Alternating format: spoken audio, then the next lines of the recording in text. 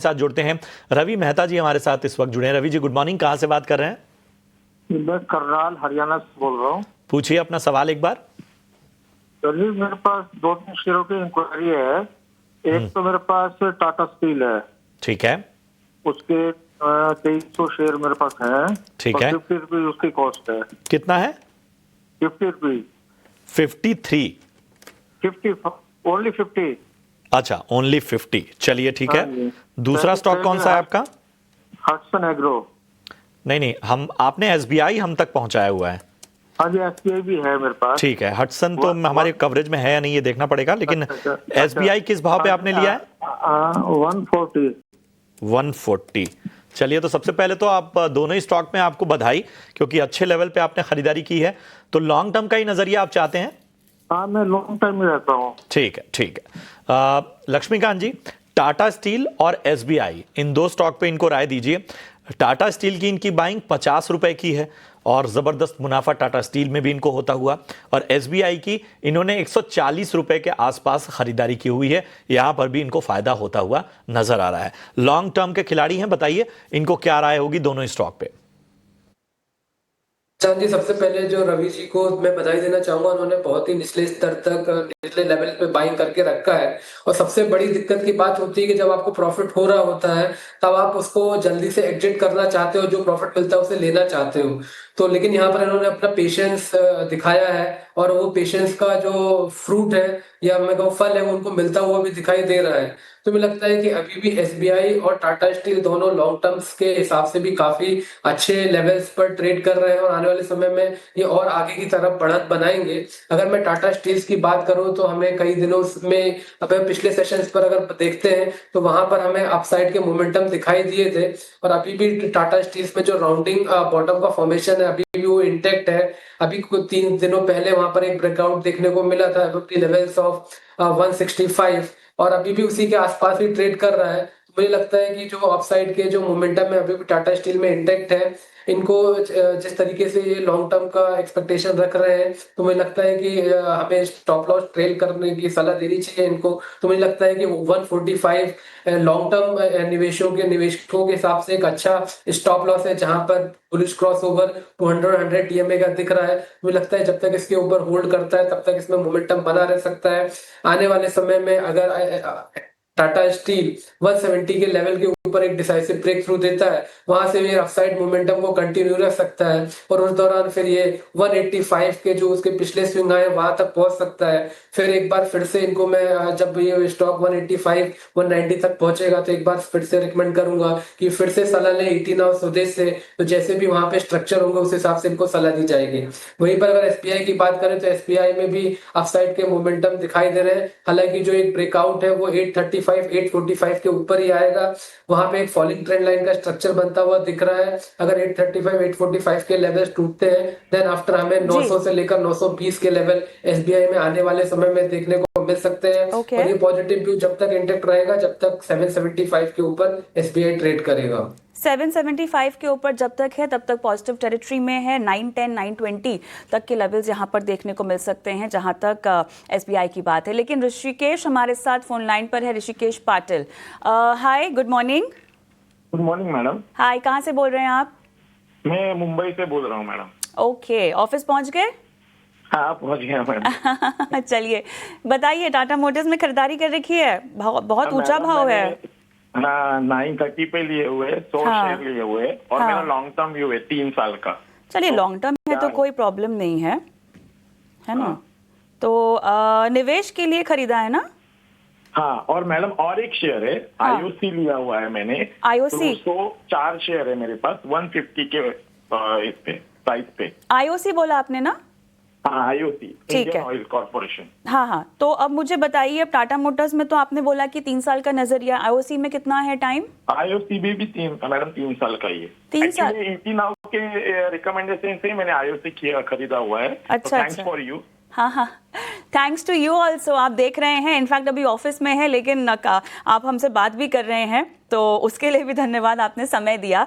झटपट बताते हैं क्या करना चाहिए, दोनों ही काउंटर्स में इन्वेस्टमेंट का नजरिया है आपका। और लक्ष्मीकांत जी, इन्वेस्टमेंट के लिहाज से पिक्स बढ़िया है। अब जिस भाव पे खरीदा है टाटा मोटर्स, थोड़ा सा तो ऊंचा है ही, 930 काफी है, लेकिन आईओसी इनका ठीक ठाक लेवल पर खरीदारी कर रखी है। 3 साल का नजरिया, उम्दा पिक्स और बाइंग प्राइस के लिहाज से खासतौर से टाटा मोटर्स कैसा लग रहा है?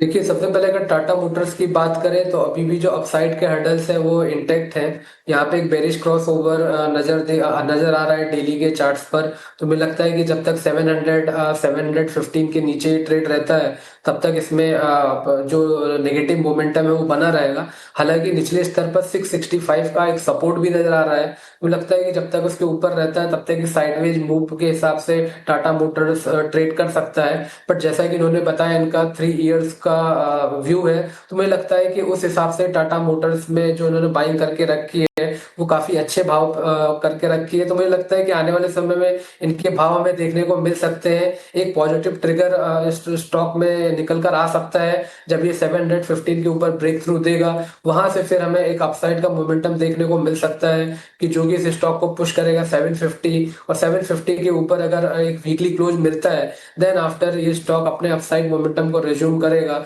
तो वहां से फिर एक उम्मीद बन सकती है जहां पे इन्होंने बाइंग करके रखी है वहां तक पहुंचने की। बट मुझे लगता है कि इतने लॉन्ग टर्म नजरिए में इनका मुझे लगता है कि वो प्राइस आ जाएंगे और ये अच्छे रिटर्न में भी आने वाले समय में हमें दिखाई देगा।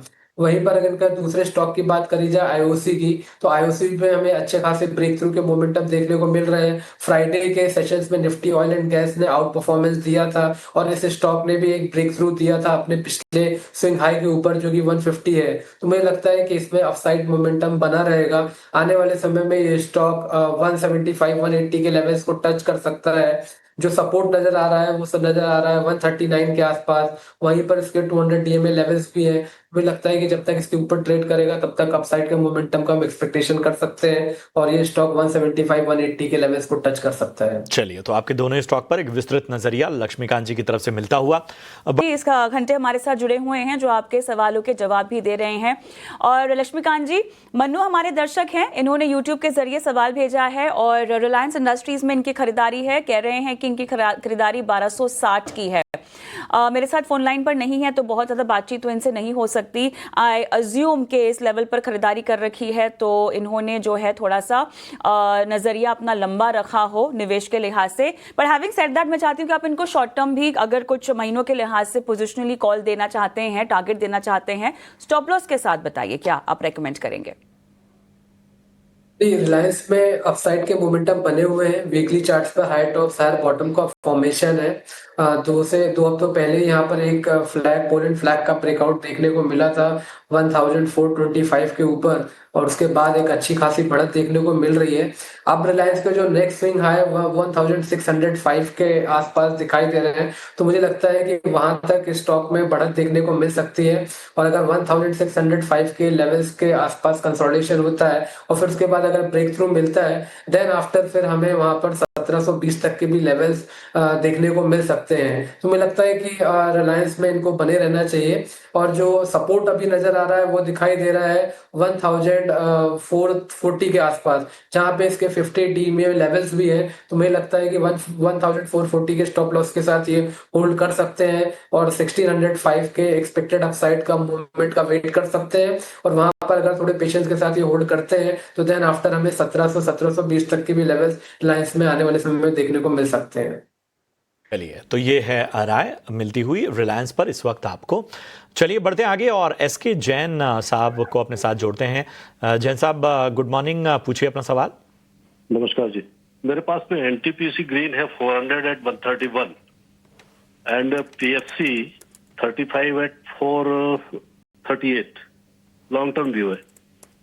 ठीक है, एनटीपीसी ग्रीन हमें देखना होगा कि शायद ये कवरेज में नहीं है, तो पीएफसी हमारे कवरेज में है। 438 की बाइंग है ना आपकी? जी ठीक है, पीएफसी पे नजरिया बता पाएंगे कि कितना समय देना चाहते हैं आप? More than 1 year.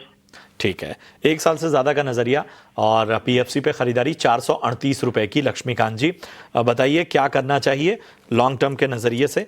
क्या यहाँ पर लगता है कि जो इनका भाव है उससे थोड़ा ही नीचे है स्टॉक का, इस भाव के ऊपर जो है वो आने वाले वक्त में टारगेट हिट हो सकते हैं? तो जैसा कि इन्होंने बताया कि इनका 1 ईयर का पर्सपेक्टिव है स्टॉक को लेकर, तो मुझे लगता है कि ये स्टॉक्स में बने रह सकते हैं। हालांकि अगर हम पिछले कुछ दिनों के सेशंस देख पा रहे हैं तो वहां पर एक 200 डीएमए का रेजिस्टेंस नजर आ रहा है अराउंड दी लेवल्स ऑफ 436 440 के आसपास, और उसके बाद ही यहाँ पर एक सेलिंग प्रेशर भी बनता हुआ दिखाई दे रहा है। बट अभी भी मैं कहूंगा कि यहाँ पर जो इसके स्ट्रॉन्ग सपोर्ट है उसके नीचे अभी तक कोई ब्रेक थ्रू नहीं आया है। तो मुझे लगता है कि जब तक ये स्टॉक 380 के ऊपर ट्रेड करता है तब तक इसमें घबराने की बात नहीं है। बट जो फ्रेश बाइंग मोमेंटम है वो 435 440 के ऊपर ही आएगा। जैसे ही 435 440 के लेवल्स के ऊपर एक ब्रेकआउट आता है, देन आफ्टर पीएफसी अपने अपसाइड मोमेंटम को रिज्यूम कर सकता है, और देन आफ्टर फिर हमें 480 490 तक के लेवल्स देखने को मिलेंगे। तो अभी फिलहाल मैं इनको 380 के स्टॉप लॉस के साथ पीएफसी को होल्ड करने की सलाह दे रहा हूँ। ठीक है, तो यहाँ पर स्टॉप लॉस के साथ होल्ड करने की सलाह आपको मिलती हुई। चलिए यहाँ हाँ मैडम, मेरे पास कैनरा बैंक 15,000 शेयर 112 का खरीद पे। एक सेकंड, मैं नोट डाउन कर रही हूँ सर। कैनरा बैंक आपने 115 पे लिया है? नहीं 112 पे लिया है 15,000 शेयर। 112 पे, ओके। दूसरा? और बजाज फाइनेंस है 945 पे 4,000 share. 945, okay. 4,000 share. Got it. और पीएनबी का अगस्त का फ्यूचर है 114 का। 114 का। सर तीनों में मुझे बताइएगा अब आपने कितना समय देना है, कोई स्टॉप लॉस लगा रखा है? बजाज फाइनेंस और कैनरा बैंक में कोई प्रॉब्लम नहीं, लॉन्ग टर्म है, और ये तो अगस्त का फ्यूचर है पीएनबी का। Got it. चलिए ठीक है, बताते हैं। राजेश जी शुरुआत करते हैं। Bajaj finance 945, Canara bank 112। जी देखिए, बायस पॉजिटिव है पीएसयू बैंक्स में। आज वापस पॉजिटिव ट्रैक्शन देखने को मिल रहा है। लास्ट 2-3 सेशन में कहीं ना कहीं एक डिप आया था, बट डिप में आज वापस बाइंग देखने को मिल रहा है। पीएनबी पे यहाँ पे बायस पॉजिटिव है। नीचे में अगर आप देखें तो क्या स्पॉट लेवल पे 110 के आसपास सपोर्ट है। एज लॉन्ग वो होल्ड करता है, एक्सपेक्ट करे जो अगस्त सीरीज में पॉसिबली 115 116 तक स्पॉट लेवल्स पे पीएनबी में अपसाइड एक्सपेक्ट कर सकते हैं। और दूसरा जो पीएसयू बास्केट में से इन्होंने क्या स्टॉक पूछा है वो है कैनरा बैंक। तो कैनरा बैंक में भी आज एक फ्लैग ब्रेकआउट देखने को मिल रहा है। यहाँ पे बायस पॉजिटिव है। जो रिसेंट का जो स्विंग लो है लास्ट 3-4 सेशन का वो है 113 का, तो वो एक स्टॉप लॉस के जैसा रख सकते हैं। And on the high side अगर आप देखें तो जो जून सीरीज का जो हाई था वो था अराउंड 119 का, तो 119 का पहला टारगेट होगा। और नीचे में अगर आप देखें तो 113 का जो है एक फर्स्ट रेजिस्टेंस के जैसा एक्ट करेगा। थर्ड जो काउंटर है इनका बजाज ऑटो है या बजाज फाइनेंस है?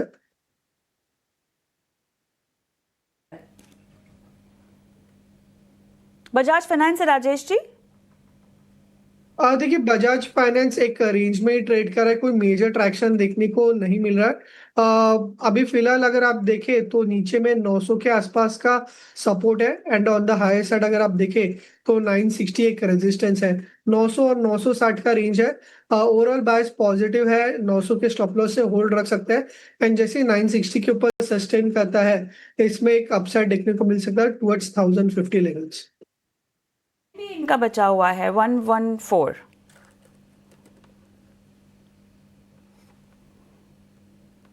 जी, पीएनबी पे बायस पॉजिटिव है, ऑलरेडी डिस्कस किया है। जो इसका सपोर्ट है स्पॉट लेवल्स पे वो है अराउंड 110 के आसपास। तो एज लॉन्ग स्पॉट लेवल्स पे ये 110 होल्ड करता है, एक्सपेक्ट करें कि अगस्त सीरीज में स्पॉट लेवल जो है 116 117 तक जा सकते हैं। ठीक है, तो आपके तमाम स्टॉक्स पर एक नज़रिया राकेश जी की तरफ से आता हुआ, और इन सबके बीच में अरुण हमारे साथ जुड़ चुके हैं कोलकाता से। अरुण गुड मॉर्निंग, पूछिए अपना सवाल। मेरे पास 500 आईओसी का शेयर है, 1 साल पहले लिया था। ठीक है। At the rate of 170। Okay, तो I can wait for another 6 months. क्या करना है इसमें? ठीक है, तो अरुण जी ने आईओसी लिया हुआ है राजेश जी, 170 रुपए के भाव पे इन्होंने खरीदारी की हुई है, और 6 महीने का आगे का नजरिया चाहते हैं, बताइए क्या आईओसी पर आपकी राय बन रही है? जी प्रशांत जी, लास्ट वीक से ऑयल एंड गैस पे काफी अच्छा व्यू बन के आ रहा है। और आईओसी का अगर आप चार्ट भी देखें तो daily as well as weekly तो एक structural cup and handle formation देखने को मिल रहा है। तो इसका जो ब्रेकआउट लेवल है वो अराउंड 145 के आसपास है। तो आने वाले सेशन में कोई भी डिप आता है टुवर्ड्स 145 तो वो एक स्ट्रॉन्ग सपोर्ट के जैसा एक्ट करेगा। ऑन द हाई साइड अगर आप देखें तो जो रिसेंट फॉल हुआ था 190 195 के आसपास से, तो उसका जो रिट्रेसमेंट लेवल्स आ रहे हैं तो वो कहीं ना कहीं 170 के आसपास ही है जो इनके बाइंग लेवल्स है। तो अभी फिलहाल बायस पॉजिटिव है। In case if in fact कोई डिप आता है 145 के आसपास तो वो एक बाइंग अपॉर्चुनिटी रहेगी। एंड ऊपर में अगर आप देखें तो 170 पहला टारगेट होगा एंड उसके बाद फॉलोडली 180 182 के टारगेट्स भी एक्सपेक्ट कर सकते हो। तो बायस पॉजिटिव है, डिप में बाय करने की रणनीति रखनी चाहिए। करें, आपको आईओसी पर ये सलाह दी जा रही है। यूट्यूब से इंडसइंड बैंक पर हमारे दर्शक का सवाल है और राजीव कुमार इनका नाम है और इन्होंने इंडसइंड में अपनी जो बाइंग प्राइस बता रखी है 1040 है और लगभग 1 साल तक ये होल्ड भी कर सकते हैं। बहुत ऊंचे भाव पर इन्होंने खरीदारी कर रखी है। राजेश जी क्या कहेंगे, पिछले 6 महीने में 1070 के ऊपर क्या ये स्टॉक गया है? जी देखिए, इंडसइंड बैंक काफी चर्चे में रहा है, काफी न्यूज बेस्ड है ये काउंटर और अंडर परफॉर्म कर रहा है। अभी फिलहाल तो शॉर्ट टर्म में कहीं ना कहीं एक बॉटम आउट संकेत दे रहा है। नीचे में अगर आप देखें तो 820 का एक बहुत ही इंपॉर्टेंट सपोर्ट है। तो 820 का स्टॉप लॉस रखे होल्ड रख सकते हैं। ऑन द हाई साइड अगर आप देखें तो 880 के आसपास का हडल है। जैसे 880 क्रॉस करता है तो इसमें एक ट्रैक्शन आ सकता है टुवर्ड्स 1000 से 1050 के आसपास। बट ये कोई भी बाउंस आता है 1050 के आसपास तो वहां पे एग्जिट करने की राय रहेगी from a long term perspective, क्योंकि ये जो काउंटर है ओवरऑल एक अंडर परफॉर्मिंग है। कोई भी बाउंस पे जो है इसमें सेलिंग आ रहा है तो फिलहाल के लिए वेट कीजिए। बट कोई भी मूव आता है टुवर्ड्स 1050 के आसपास तो वहां पे पोजीशंस को एग्जिट करना चाहिए। तो 1050 तक के लेवल का आपको वेट करना होगा और वहां से आपको एग्जिट करने की सलाह इंडसइंड बैंक पर मिलती हुई। राजकुमार सिंह हमारे साथ इस वक्त फोन लाइन पर जुड़े हुए हैं। राजकुमार जी पूछिए अपना सवाल। मैडम मैंने ट्रेंट लिया है 20 है मेरे पास 5400 के भाव पर। I can wait for 1 year. ठीक है, 5400 के भाव पे अच्छी इंटरेस्टिंग बाइंग है इनकी और 20 शेयर इनके पास और अभी 1 साल और ट्रेंट में बने रहना चाहते हैं। बताइए राजेश जी क्या करना चाहिए ट्रेंट में 1 साल के नजरिए से? 5400 की इनकी बाइंग है। देखिए प्रशांत जी, लास्ट वीक जो है इस काउंटर में एक मेजर सेल ऑफ देखने को मिला था एंड जो क्लोजिंग थी वो काफी वीक थी। तो यहाँ से शॉर्ट टर्म में मेरे हिसाब से नेक्स्ट 2-3 मंथ्स जो है स्टॉक स्ट्रगल ही करता रहेगा। ऊपर में कोई भी बाउंस आएगा तो 6000 के आसपास एक बेरिश गैप रहेगा। तो 6000 के आसपास का एक स्टिफ रेजिस्टेंस है, वहां पे बाउंस आता है तो सेलिंग देखने को मिल सकता है। ऑन द लोअर साइड अगर आप देखें तो पॉसिबली एक्सपेक्ट करें स्टॉक जो है नियर टर्म में वापस जो रिसेंट स्विंग लोस थे 4750 के आसपास के तो वो रिटेस्ट कर सकते हैं। तो नियर टर्म में 3 to 5 मंथ्स के हिसाब से व्यू नेगेटिव है। तो सलाह यही होगी कि कोई भी बाउंस आता है, ये जो ब्रॉडर अपट्रेंड मार्केट में चल रहा है तो इसके चलते कोई भी बाउंस आता है तो बाउंस में एग्जिट करने की सलाह होगी। 6000 के आसपास का एक स्टिफ रेजिस्टेंस स्टॉक में दिखाई दे रहा है। राय आपको ट्रेंड पे इस वक्त मिलती हुई। फिलहाल रुकेंगे एक छोटे से ब्रेक के लिए। ब्रेक के उस पार